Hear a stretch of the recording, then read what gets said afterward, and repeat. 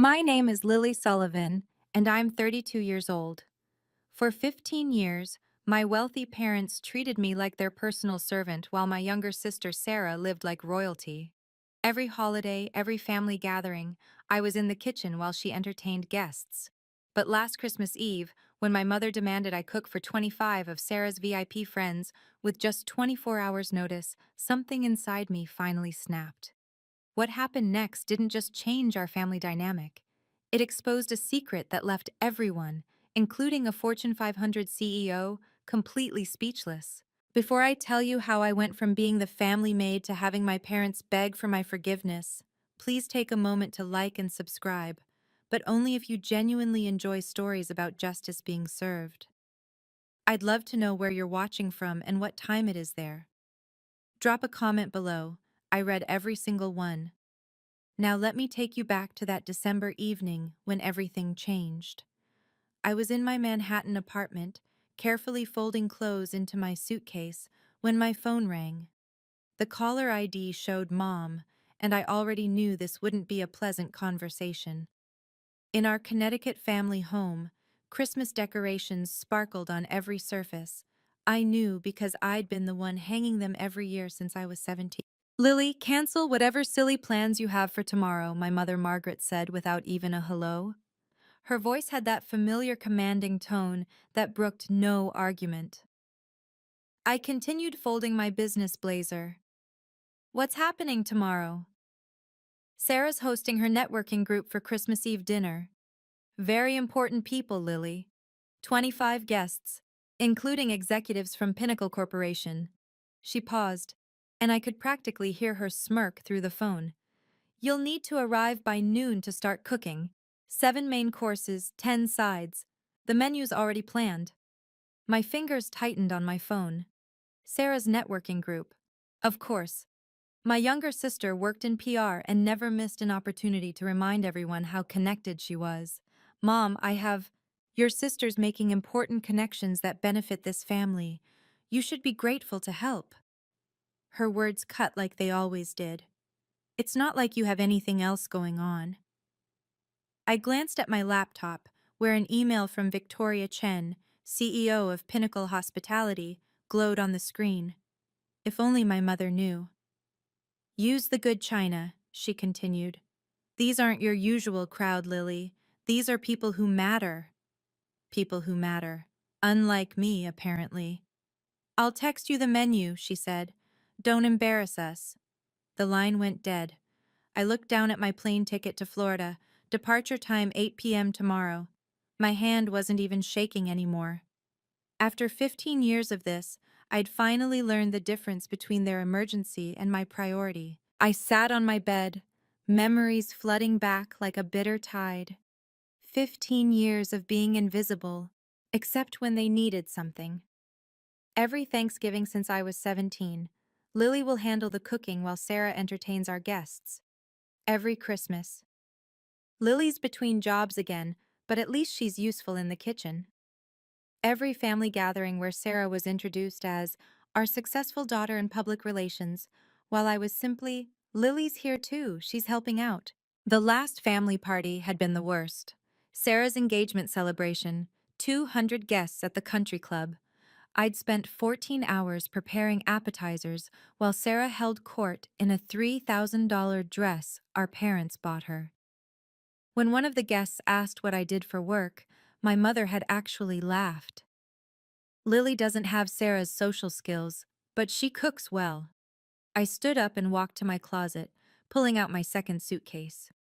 Inside, carefully protected in a leather folder, was the contract that would change everything. My company's name, Stellar Events, was embossed in gold at the top. I'd deliberately chosen a name that didn't include Sullivan. For 5 years, I'd built my empire in silence. 50 employees across 3 locations, a client list that included luxury resorts and Fortune 500 companies. And tomorrow, while my family expected me to slave over their stove, I had a meeting that would secure a $2 million contract. My phone buzzed. Sarah's text. Mom says you're cooking tomorrow. Don't screw it up. Important people will be there. I looked at my plane ticket again. Flight 447 to Fort Lauderdale, departing at 8 p.m. Not this time, I whispered to the empty room. For once, they'd have to figure it out themselves. I had a plane to catch. The irony wasn't lost on me as I continued packing. Two clear signs had shown me exactly where I stood in this family, and I'd ignored them for too long. The first sign was how they introduced me. At last month's country club dinner, my father had literally told his golf buddy, "Sarah's our success story. Lily's between opportunities." Between opportunities. I'd closed a $500,000 contract that very morning, but to them, I was perpetually unemployed, perpetually failing. They never asked about my work, never wondered how I afforded my Manhattan apartment or my new car. Their assumption was so complete that when I mentioned traveling for business once, my mother had laughed. "What business? Are you calling your little cooking hobby a business now?" The second sign was even more blatant. Last summer, I'd visited home to find my childhood bedroom had been converted into a storage room for Sarah's overflow wardrobe. My trophies, my books, everything that marked my existence in that house, boxed up in the basement. Sarah needed the space, my mother had explained, as if it were obvious. She's building her career. Image matters in PR. Meanwhile, Sarah had been given the entire third floor, renovated at our parents' expense, complete with a home office and walk-in closet. The message was crystal clear. One daughter was an investment, the other was invisible. I zipped my suitcase closed, remembering the company holiday party last week. My employees had thrown me a surprise celebration for landing the Pinnacle account. 50 people who saw my value, who respected my leadership. My phone lit up with another text from Mom. "Don't forget the truffle oil. These people have sophisticated palates." These people. As if I didn't regularly cater events for CEOs and celebrities. But why would she know? She'd never asked. The deepest cut was that they'd never even been curious. Not once in 5 years had anyone in my family asked, "So Lily, what exactly do you do all day?" They'd created their own narrative. Poor Lily. Can't hold down a job. Lives in a studio apartment. It was actually a 2-bedroom condo. Probably surviving on savings from Grandma. I'd invested that money into my business. At least she can cook. I employed 3 executive chefs. I pulled out my phone and scrolled through my photos. There I was, shaking hands with the mayor at a charity gala I'd catered. There was my team, celebrating our 3rd location opening. There was the feature article about me in Hospitality Quarterly. The quiet revolutionary of luxury catering. None of these moments had been shared with my family. I'd learned early on that success without their permission was somehow threatening. The one time I'd mentioned landing a big client, my mother had immediately pivoted to Sarah's latest PR campaign for some energy drink. "At least you're useful in the kitchen," she'd said, patting my hand like I was a child who'd drawn a particularly nice picture. I opened my laptop and looked at my company dashboard. Stellar events. Established without a penny from my parents, built without the Sullivan name, thriving without their approval. Tomorrow's revenue alone would exceed what Sarah made in 6 months, but they'd never know that. My assistant had texted earlier. "Forbes wants to feature you in their 40 Under 40 issue. They're especially interested in your story of building the business without family support." Without family support. If only Forbes knew the half of it. My family hadn't just withheld support. They'd been actively blind to my existence beyond their kitchen.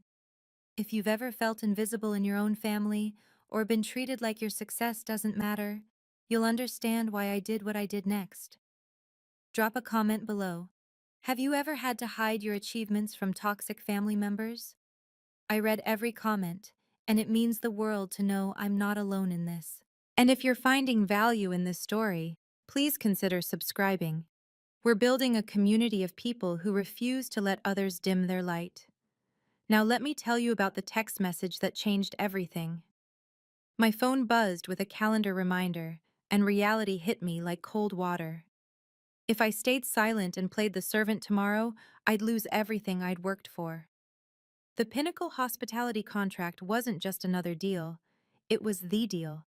$2 million, exclusive catering rights to their 5 Florida resorts, and a partnership that would put stellar events on the national map.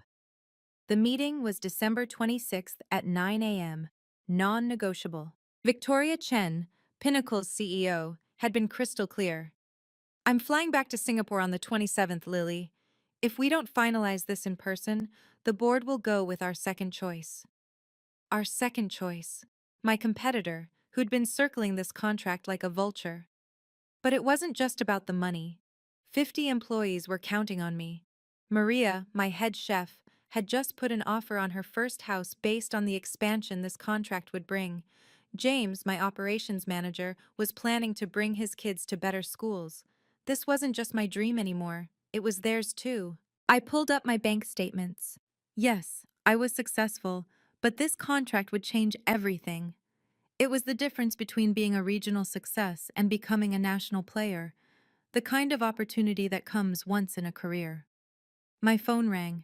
It was my CFO. Lily, just confirming you'll be at the resort tomorrow evening for the pre-meeting dinner with Victoria's team?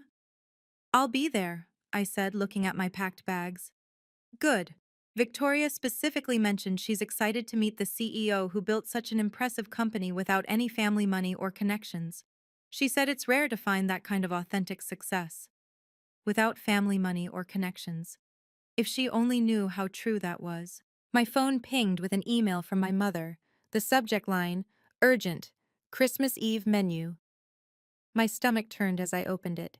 7 main courses, 10 sides, dietary restrictions for 5 guests, wine pairings, dessert selection. The level of detail was staggering. She'd planned every single dish, every garnish, every serving plate. Use the Waterford crystal and the silver with the monogram, she'd written. These are important people, Lily. One of them is Victoria from Pinnacle Corporation. She could be valuable for Sarah's career. I nearly dropped my phone. Victoria. Victoria Chen was going to be at my parents' house? I quickly scanned the guest list my mother had attached. There it was, clear as day. Victoria Chen, CEO, Pinnacle Hospitality. My heart raced as I processed this impossible coincidence. The same woman I was meeting in Florida was going to be at my parents' house, expecting to be served by their unemployed daughter. Another text from Sarah popped up. Mom says Victoria Chen will be there. She's huge in hospitality. I'm hoping to pitch her on PR services. Don't embarrass me with your amateur cooking. Amateur cooking. I'd just catered Victoria's company retreat for 500 people last month, though we'd handled everything through my executive team. She'd never met me in person. That was scheduled for tomorrow. I sat down hard on my bed, the weight of the decision crushing me. Stay and serve the woman who was about to make me a millionaire, pretending to be a failure? Or leave and risk my family's wrath but secure my future? My Uber notification popped up. Your ride to JFK Airport is scheduled for 6:30 p.m. tomorrow. I looked at the menu again, then at my contract, then at my plane ticket. The choice had never been clearer. I made my decision. I picked up my phone and dialed my mother's number. She answered on the first ring. Finally, I was starting to worry you weren't taking this seriously. Mom, I can't do it. Silence. Then her voice turned sharp. What do you mean you can't? I have a business trip. I'm flying to Florida tonight. Don't be ridiculous. Her voice rose. What possible business could you have? An important meeting. She actually laughed. Lily, stop being selfish. Your sister needs this.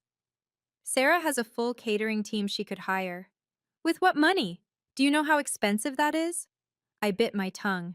The irony of her asking me about catering costs while talking to someone who owned a catering company was almost too much.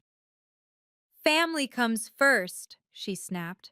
Or are you too selfish to understand that? I understand perfectly.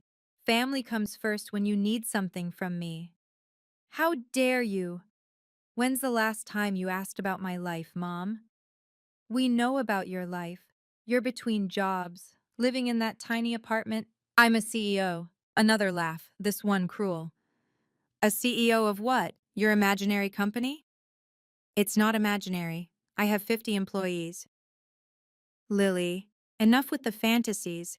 Sarah needs this. You owe us. I owe you? We raised you, fed you, kept you in our home, while treating me like hired help. You're being dramatic. What else do you have to do? Sit in your apartment alone on Christmas? I looked at my business class ticket. I have a flight at 8 p.m. Cancel it. No. If you leave, don't bother coming back. The threat hung between us, the same one she'd used so many times before. Usually it worked. Usually I caved. Then I guess this is goodbye, I said quietly. You can't be serious. I'm done being the family servant, Mom. I'm done being invisible until you need something. You ungrateful. I hung up. My hands were shaking, but for the first time in 15 years, it wasn't from fear or anger. It was from freedom. My phone immediately exploded with texts from Sarah. What did you just do? Mom's having a meltdown. Stop being so dramatic and get over here. I turned off my phone and continued packing. They'd figure it out.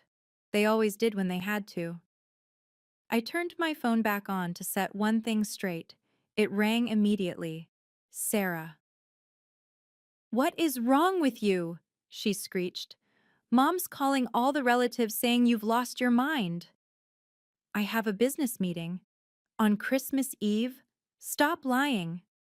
I'm not lying. This is about that stupid fight last month, isn't it? When Mom gave me your room? My room was converted to your closet years ago, Sarah. And no, this is about my actual career. What career? You cook sometimes. I own a catering company. Sure you do. Her voice dripped condescension. Look, I'll pay you to cook. How's $200? I almost laughed. My day rate for personal chef services was $5,000, not that she'd ever know. This is non-negotiable, Sarah. I'm not coming. Mom will disown you. That's her choice. You're really going to ruin Christmas? Ruin my networking opportunity? Victoria Chen will be there. Then hire a caterer. On Christmas Eve? Are you insane? No one's available. I walked to my kitchen counter where I'd left a notepad earlier. On it, I'd written 3 catering companies that handled last-minute emergencies, along with their 24-hour hotlines. It was more than they deserved, but I wasn't completely heartless. I left a note on my kitchen counter with some numbers. I'm not driving to Manhattan to get your stupid note. Then Google emergency catering services. You're being selfish. I'm being professional. My business requires me to travel. What business? She screamed. Stop pretending you're something you're not. The Uber notification popped up.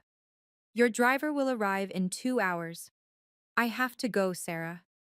If you do this, you're dead to us. I'm already invisible to you. What's the difference? I hung up and turned off my phone completely. On the kitchen counter, I placed the note with the catering numbers in clear view, just in case they somehow came by.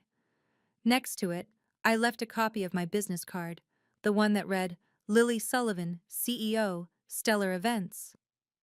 They wouldn't come. They wouldn't see it.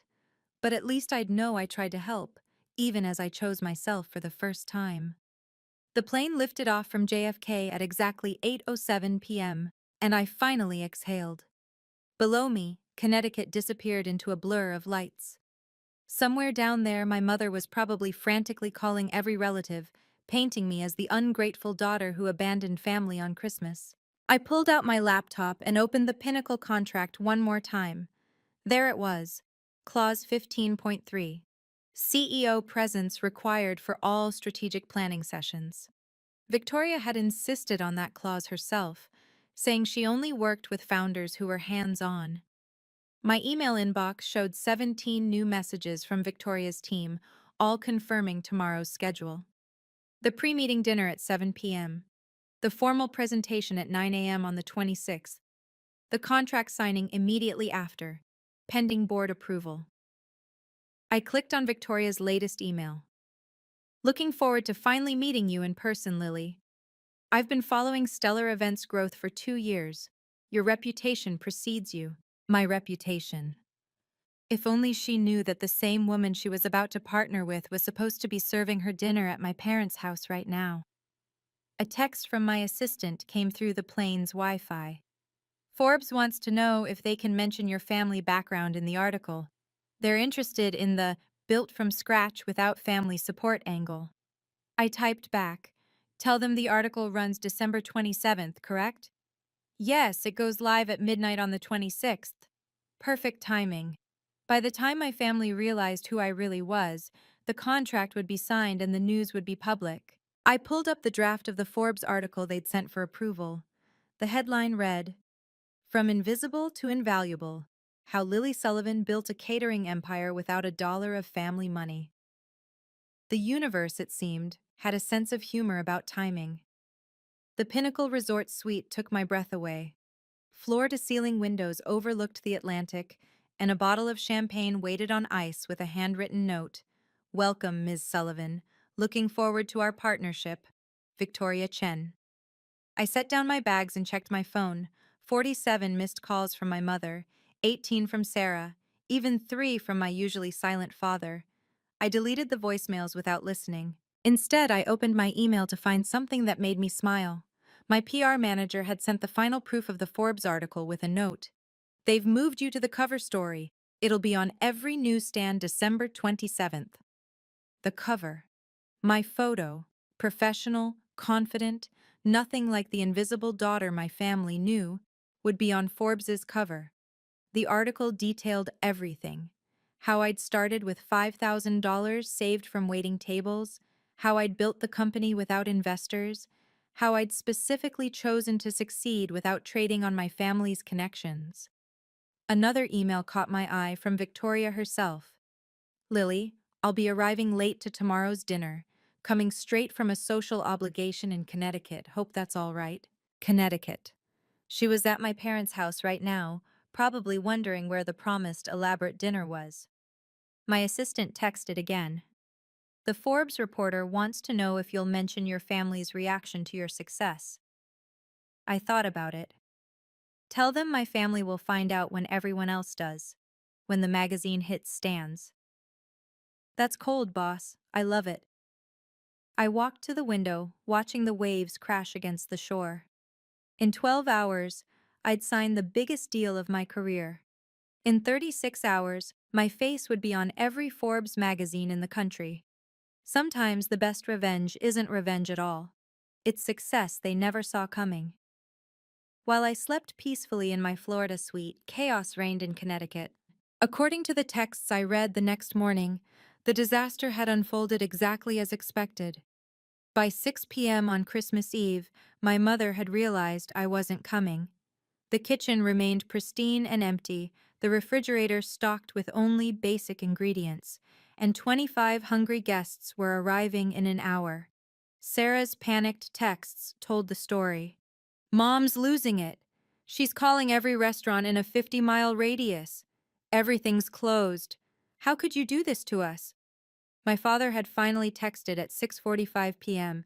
"Your mother is having a breakdown. Please reconsider." At 7 p.m. sharp, the guests had started arriving.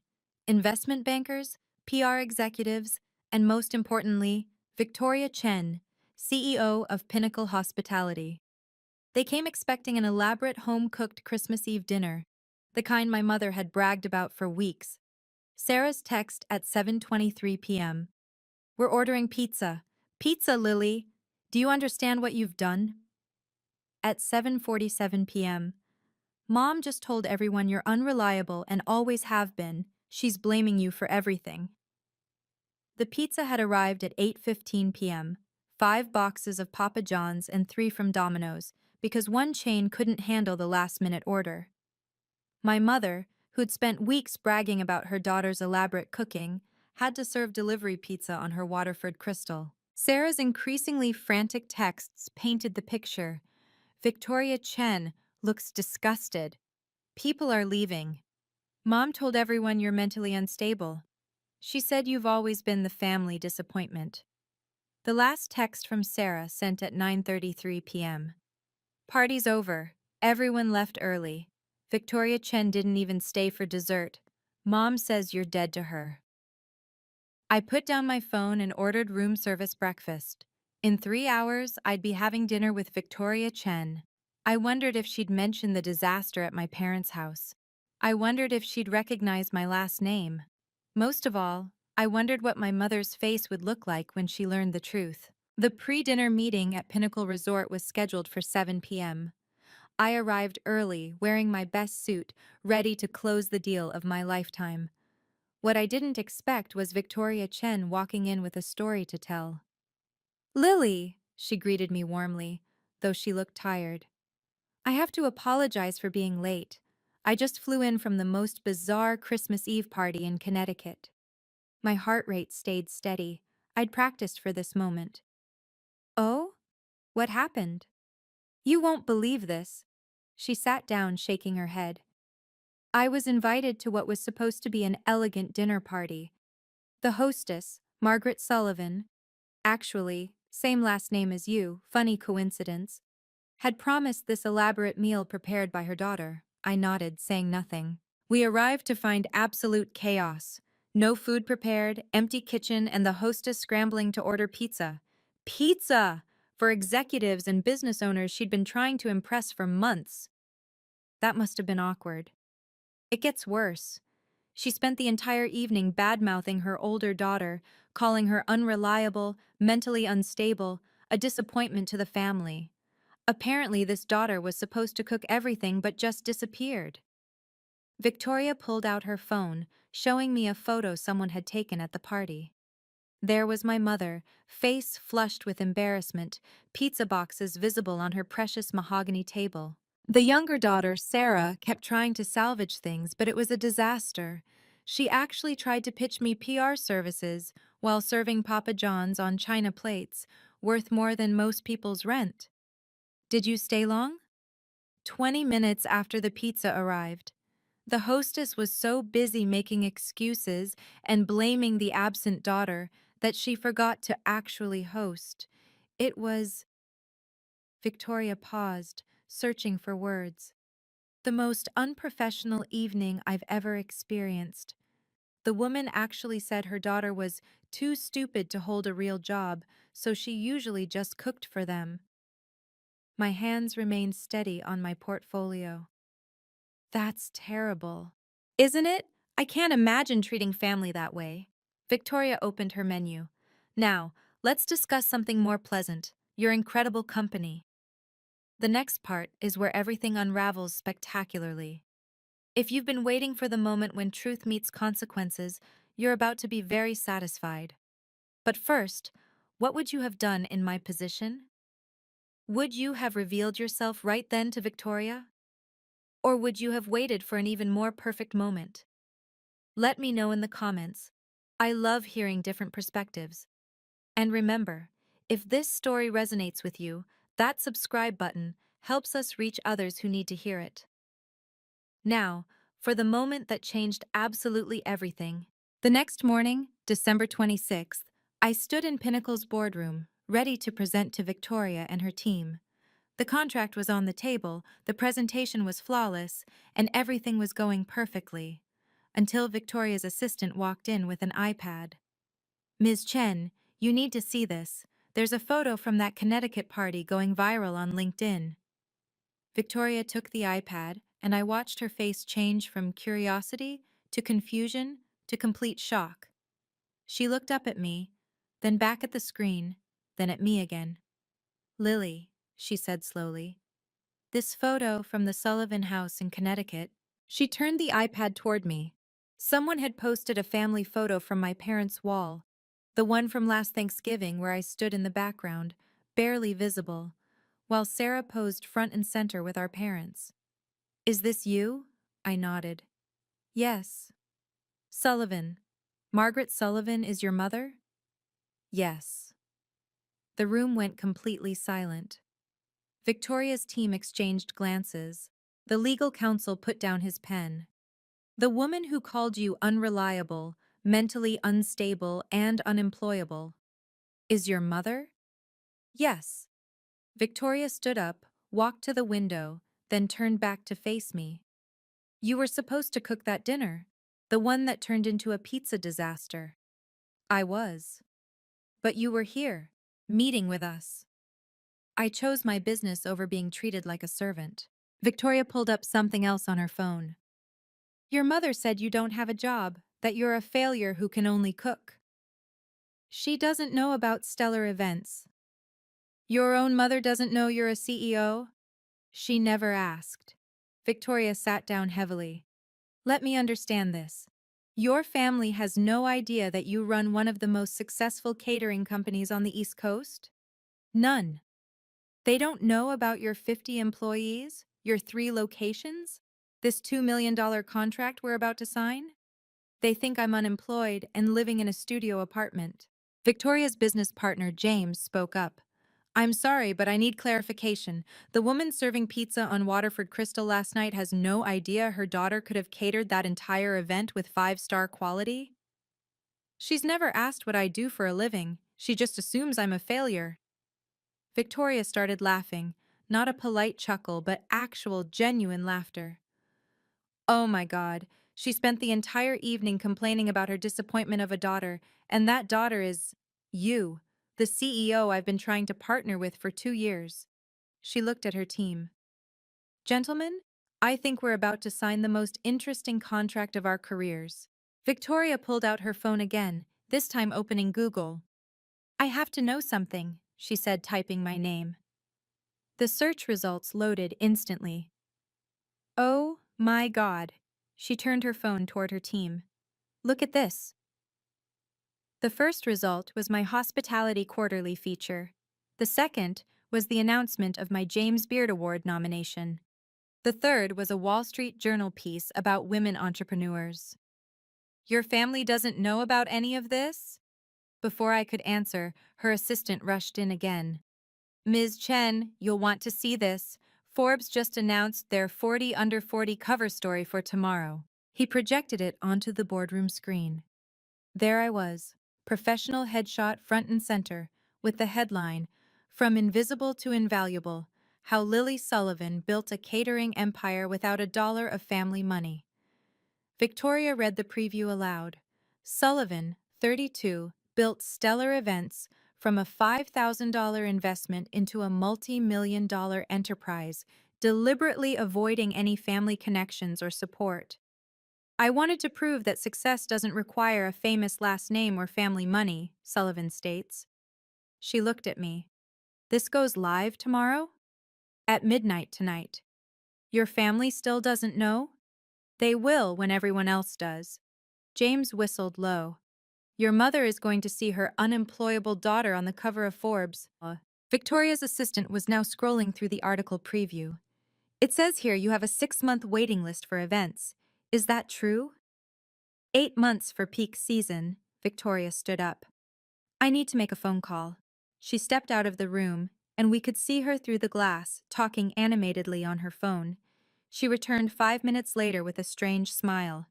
I just called Margaret Sullivan. My stomach dropped. You what? I told her I was very disappointed in last night's event and that I'd be taking my business elsewhere. She begged me to reconsider, said it was all her older daughter's fault. Victoria. Then I told her I'd just signed a $2 million contract with the most talented entrepreneur I know. She asked who. I said, your daughter, Lily Sullivan, CEO of Stellar Events. The room was silent.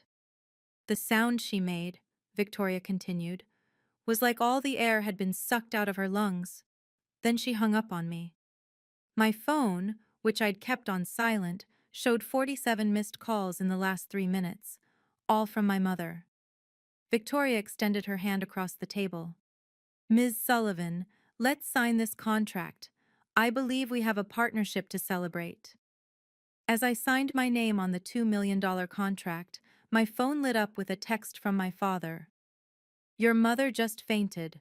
What the hell is Stellar Events? The contract was signed, champagne was poured, and my phone wouldn't stop buzzing. I finally excused myself to check the messages. Mom, Answer your phone now. Sarah. Is this some kind of sick joke? Dad. Your mother is hysterical. Please call. Sarah. Victoria Chen just told everyone you're a CEO? Mom. This is cruel, Lily, pretending to be successful to humiliate us. I walked back into the boardroom where Victoria and her team were still celebrating. My family thinks I'm lying about being a CEO. Victoria's eyes gleamed. Would you like me to send them something? Before I could respond, she was taking a photo of me with the signed contract, the Pinnacle executive team, and the champagne. She typed quickly and hit send. I just posted it on LinkedIn, she said, tagged Stellar Events, Pinnacle Hospitality, and Margaret Sullivan of Connecticut. The post read, thrilled to announce our 2 Miller partnership with Stellar Events and their brilliant CEO, Lily Sullivan. Her company's excellence in luxury catering will elevate Pinnacle's guest experience across all properties. Amazing to work with someone who built their empire from scratch. Within minutes, the post had dozens of likes and comments. Industry leaders I'd worked with for years chimed in with congratulations. Previous clients shared their experiences with Stellar Events. My phone rang. Sarah. I answered on speaker, with Victoria's permission. This can't be real. Sarah's voice was shaking. It's real. You've been a CEO this whole time, 5 years. Why didn't you tell us? You never asked. You all assumed I was a failure and treated me accordingly. Mom's having a breakdown. She's calling all her friends trying to explain. Everyone saw Victoria's post. That's not my problem anymore. How can you be so cold? I looked at Victoria and her team, all successful professionals who'd never once questioned my worth. I'm not cold, Sarah. I'm done. I'm done being invisible until you need a cook. I'm done being the family disappointment. I'm done pretending to be less than I am to make you comfortable. But we're family. Family doesn't treat each other like servants. Call me when you're ready to meet Lily Sullivan, the CEO, not Lily the cook. I hung up. Victoria raised her champagne glass. To boundaries. We all toasted, and for the first time in my life, I felt truly seen. That evening, I finally called my mother back. She answered before the first ring finished. How could you do this to us? She was crying, actually crying. Do what exactly? Humiliate us. Victoria Chen told everyone at the country club about your company. People are calling, asking why we didn't know our own daughter was successful. You never asked about my life, Mom. We asked. We knew you cooked sometimes. You assumed I was a failure. For 5 years, you've introduced me as unemployed. You've never once asked about my work, my apartment, my life. You should have told us. I tried. Remember 3 years ago when I mentioned landing a big client? You immediately started talking about Sarah's PR campaign for an energy drink. You literally said, "That's nice, dear, but Sarah's work is really taking off." Silence. I left catering numbers on my counter, I continued calmly. You could have saved the party. We don't have keys to your apartment. You've never asked to visit my apartment. You don't even know where I live. That's not... Mom, I employ 50 people. I have 3 locations. I've been featured in multiple publications. I was nominated for a James Beard Award, and you thought I was unemployed because that was easier than actually seeing me. We're your family. My family needs a servant. My business needs a CEO. I chose my business. This is about spite. No, Mom. This is about self-respect. I've built something amazing, and I did it without any of you. Not your money, not your connections, not even your belief in me. What do you want from us? Nothing anymore. That's the point. For the first time in my life, I need absolutely nothing from you. Lily. The Forbes article comes out at midnight. You might want to prepare yourself. It details exactly how I built my company without family support. You told Forbes about us? I told Forbes my truth. If that embarrasses you, maybe you should think about why. I heard my father's voice in the background. Margaret, maybe we should listen. I'm done listening. My mother snapped at him, then to me. You've destroyed this family. No, Mom. I've finally built my own life. Call me when you're ready to be part of it, as equals, not as master and servant. I hung up gently, feeling lighter than I had in years. The social consequences came swift and brutal, but not for me. Within 48 hours of Victoria's LinkedIn post, my family's carefully curated reputation had crumbled. The country club gossip mill was working overtime, and Sarah's panicked texts told the story. Pinnacle just canceled our PR contract. Victoria Chen said they don't work with people who lack family values. That was a $500,000 annual loss for Sarah's firm. Mom got removed from the charity board. They said it was unrelated, but everyone knows. Dad's golf buddies are asking him how he didn't know his own daughter was a millionaire. The Forbes article had gone viral in our Connecticut social circle. The headline alone, "Built without a dollar of family money," was damning enough. But the quote that really destroyed them was buried in paragraph 3. My family assumed I was unemployed. It was easier to build an empire in silence than to fight their assumptions. My father finally called me directly, something he hadn't done in years. Lily, I need to say something. I waited. I knew you were doing something with catering. I saw the business registration years ago when mail got mixed up. But your mother was so certain about who you were supposed to be. I should have spoken up. I'm ashamed.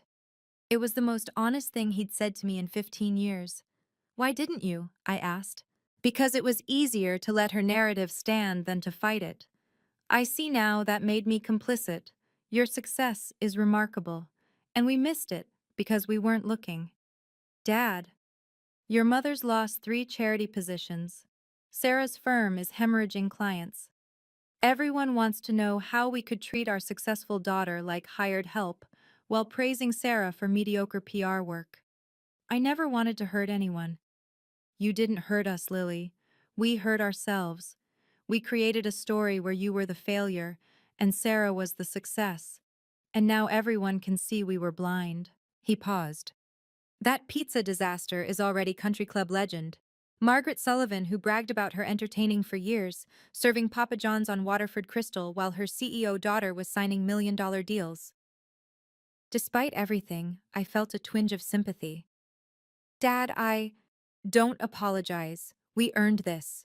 Every single consequence. While my family dealt with their social catastrophe, my life exploded in the best possible way. The Forbes article had included a photo of me at the Pinnacle signing, champagne in hand, surrounded by executives who valued my work. The contrast to my family's Thanksgiving photo, where I lurked in the background like hired help, wasn't lost on anyone. Within a week of publication, Stellar Events received over 200 inquiries. High-end clients who'd been on the fence suddenly wanted to work with the CEO who built an empire from scratch. My inbox was flooded with interview requests, speaking engagements, and partnership proposals. Victoria Chen became my biggest champion. She introduced me to her network, telling everyone the story of the Christmas Eve disaster with barely concealed glee.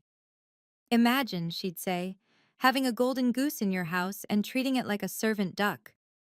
3 major contracts came from those introductions alone, worth a combined $10 million. I hired 20 new employees to handle the growth, promoting Maria to executive chef and James to COO.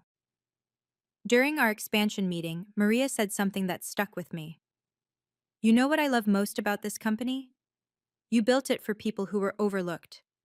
Half of us were told we'd never amount to anything. She was right. I'd unconsciously hired people like me, talented individuals who'd been dismissed, overlooked, or underestimated.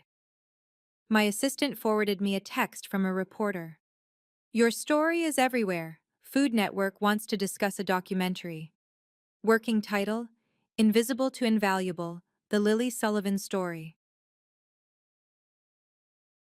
But the best moment came when I received an invitation to speak at Cornell's School of Hotel Administration. My dream school.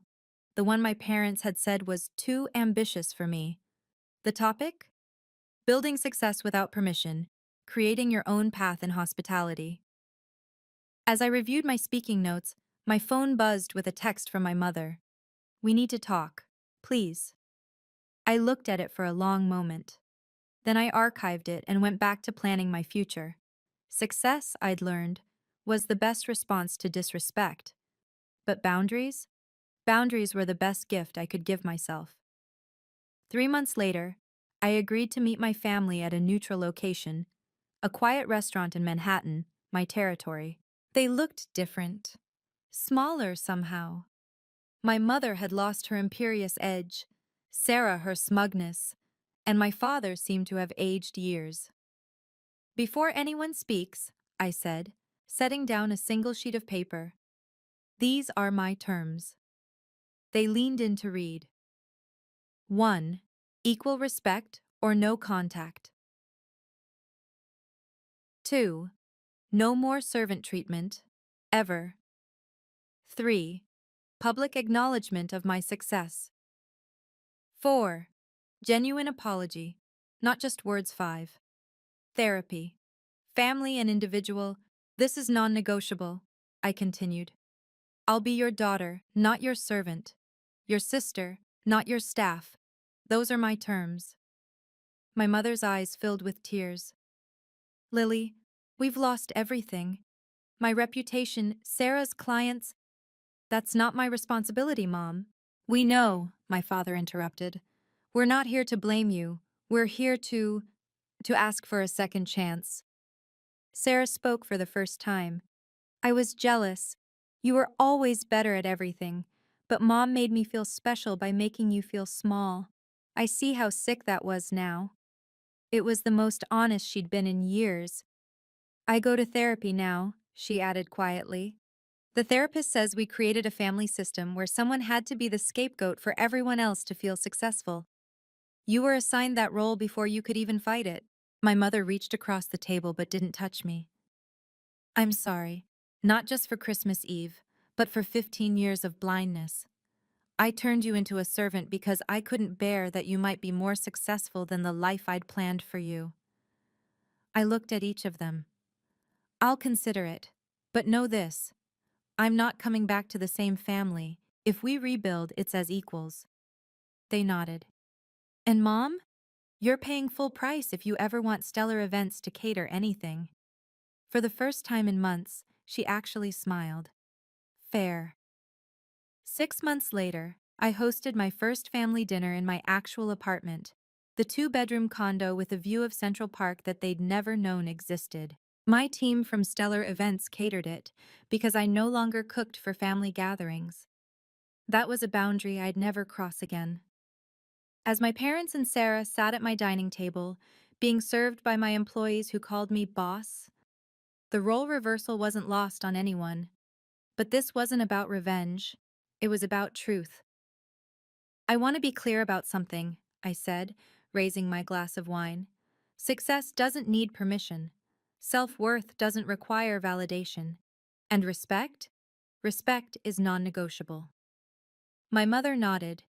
She'd been in therapy for 4 months and had publicly apologized at the country club, admitting she'd been blind to my success. It didn't repair her reputation, but it began to repair our relationship. Sarah's PR firm had pivoted, and she'd asked, professionally, humbly, if Stellar Events might consider her for our PR needs. I'd told her to submit a proposal like everyone else. She did, and it was good. We were considering it. My father had become my unexpected ally, finally finding his voice after years of silence. He now introduced me as my daughter, the CEO, with genuine pride. But the biggest change was in me. I no longer hid my success or dimmed my light to make others comfortable. My company had grown to 100 employees, with locations in 5 cities. The Food Network documentary had aired to critical acclaim. And every single morning, I looked in the mirror and reminded myself, I'm Lily Sullivan, CEO of Stellar Events, not the family servant, never again. Your value doesn't decrease based on someone's inability to see your worth. Remember that. Thank you for joining me on this journey from invisible to invaluable. If my story resonated with you, I'd love to hear about a time when you had to choose yourself over family expectations. Drop a comment below. Your story might be exactly what someone else needs to hear today. If you believe everyone deserves respect regardless of their role, please share this video with someone who needs to hear it.